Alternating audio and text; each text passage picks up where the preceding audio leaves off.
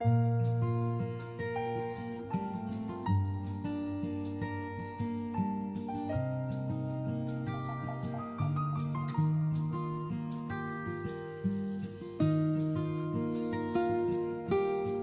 el nombre del Padre, y del Hijo, y del Espíritu Santo.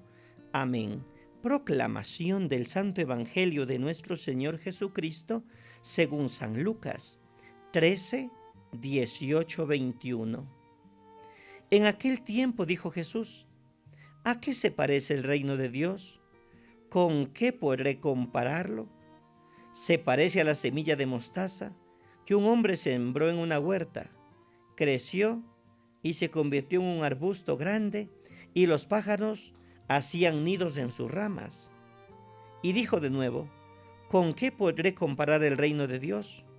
Con la levadura que una mujer mezcla con 3 medidas de harina hasta que toda la masa fermenta. Palabra del Señor. Gloria a ti, Señor Jesús. Saludos fraternos para todos en este martes de la 30ª semana del tiempo ordinario.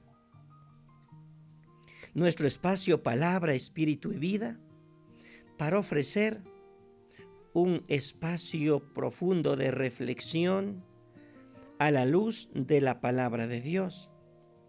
Estamos ya en el último día del mes de octubre. Permítanme hacer unos puntos de reflexión en torno al Evangelio. A lo largo del camino que lo conduce a Jerusalén, Jesús estaba rodeado por miles de personas que se agolpan en su entorno. El motivo de esta atracción de las multitudes es la palabra de Jesús. Es una palabra que dirige a los discípulos de la multitud. Sin embargo, pues el tema dominante en el capítulo 13 será el escándalo de su muerte. En la primera parte se habla de la muerte de Jesús, mientras que en la segunda se habla de la muerte de Jesús por todos. Al lado del tema dominante hay otro: la salvación que se ofrece a la humanidad. La curación de la mujer encorvada, una hija de Abraham, a la que Satanás mantenía atada hace 18 años, es liberada por el Señor.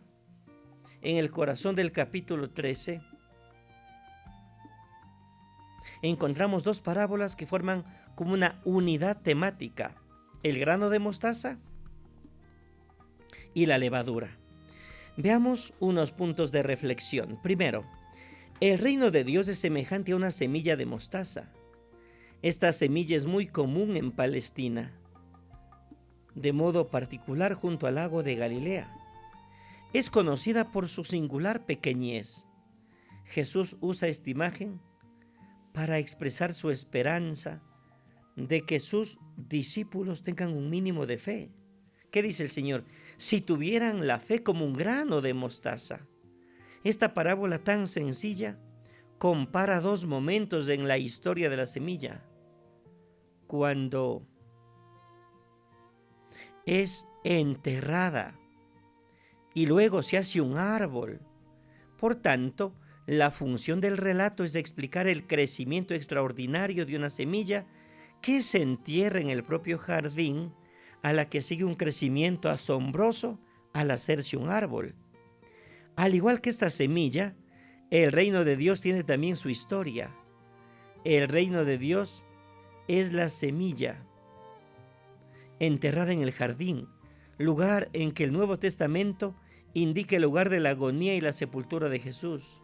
Así, llegamos a un segundo punto de reflexión. El reino de Dios es semejante a la levadura. La levadura se esconde en 3 medidas de harina.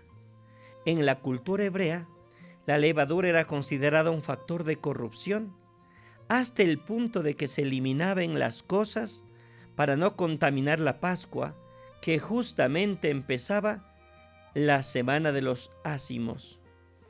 El uso para describir el reino de Dios era motivo de perturbación para los oídos de los judíos. El reino de Dios se parece a esto, se parece al otro, y eso como que molestaba a los oídos de los judíos. El lector percibe su fuerza convincente. Es suficiente meter una pequeña cantidad de levadura en 3 medidas de harina para conseguir que toda la cantidad de masa leude y salga un pan delicioso. Jesús anuncia que esta levadura escondida o desaparecida en 3 medidas de harina, después de un tiempo hace crecer la masa. Tercero, ¿qué nos dice a nosotros de estas parábolas? El reino de Dios comparado por Jesús a una semilla que se convierte en árbol nos acerca a la historia de Dios con la historia de su palabra. Está escondida en la historia humana y va creciendo. San Lucas piensa en la palabra de Jesús, que dice: el reino de Dios ya está en ustedes, ya está creciendo, pero todavía no se ha convertido en árbol. Jesús y el Espíritu Santo están dando soporte al crecimiento de la palabra. La imagen de la levadura completa el cuadro de la semilla. La levadura es el Evangelio que actúa en el mundo, en la comunidad eclesial y en cada creyente. He aquí estas reflexiones en torno al Evangelio de hoy día. Pero quiero también recordar que en este día mucha gente celebra Halloween. Y sí quisiera decir unas reflexiones en torno a esta fiesta que toma tintes tan alejados de la fe, de la convicción. Algunos cristianos celebran utilizando disfraces. Dicen que eso es algo inocente e inofensivo. Otros, en cambio, están convencidos de que Halloween es una fiesta satánica para adorar espíritus malignos y promover las tinieblas del mundo. Entonces, ¿quién tiene razón? ¿Los cristianos que dicen que hay que celebrar Halloween? ¿Los que dicen que no? Recordemos que sin importar cómo sea comercializada, esta fecha tiene orígenes paganos. Tan inocente como pueda parecer, no es algo que se deba tomar a la ligera. Los cristianos tienden a ver de varias maneras de celebrar o no Halloween. Para algunos significa hacer una fiesta alternativa. Para otros es mantenerse lejos de los fantasmas, de las brujas, de los duendes. Usar disfraces inofensivos. Algunos dicen que no harán nada, que elegirán encerrarse en sus casas con las luces apagadas. Con nuestra libertad de cristianos, estamos libres de decidir cómo actuar. La Escritura nos habla nada o no habla nada con respecto a Halloween, pero sí da algunos principios que nos pueden iluminar. Así, en el Antiguo Testamento, la brujería es considerado un crimen castigado por la muerte. Éxodo 22, Levítico 19. La enseñanza del Nuevo Testamento con respecto al ocultismo también es clara. Hechos capítulo 8 es el relato de Simón, que muestra que el ocultismo y el cristianismo no se mezclan. El relato de Elimas, el hechicero, en Hechos capítulo 13, revela que la hechicería está violentamente opuesta al cristianismo. Pablo llamó a Elimas con el título de hijo del diablo, un enemigo de la justicia y pervertidor de los caminos de Dios. En Hechos capítulo 16, en la comunidad de Filipos, una joven adivina perdió sus poderes demoníacos cuando el espíritu maligno fue expulsado por San Pablo.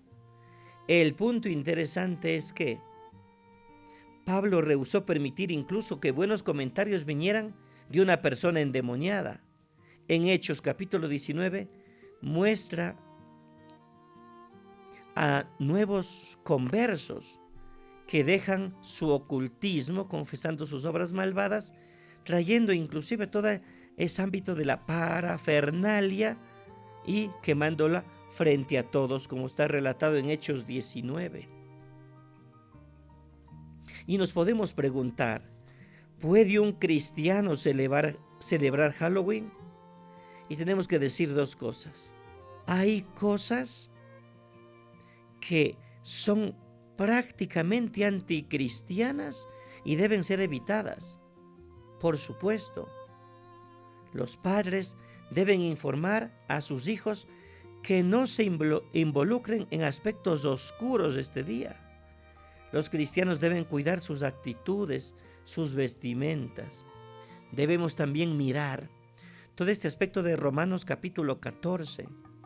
No podemos permitir que nuestra convicción con respecto a cierto día de fiesta cause división en el cuerpo de Cristo, ni podemos utilizar nuestra libertad para causar que otros tropiecen en su fe.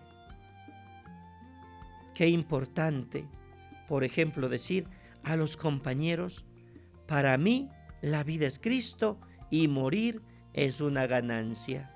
Que Dios, por tanto, nos ayude, nos bendiga y nos acompañe, y que hagamos todas, pero todas las cosas como para el Señor y no para los hombres y menos para el mundo. En el nombre del Padre, y del Hijo y del Espíritu Santo. Amén. Bendiciones abundantes para todos. Pasen bien.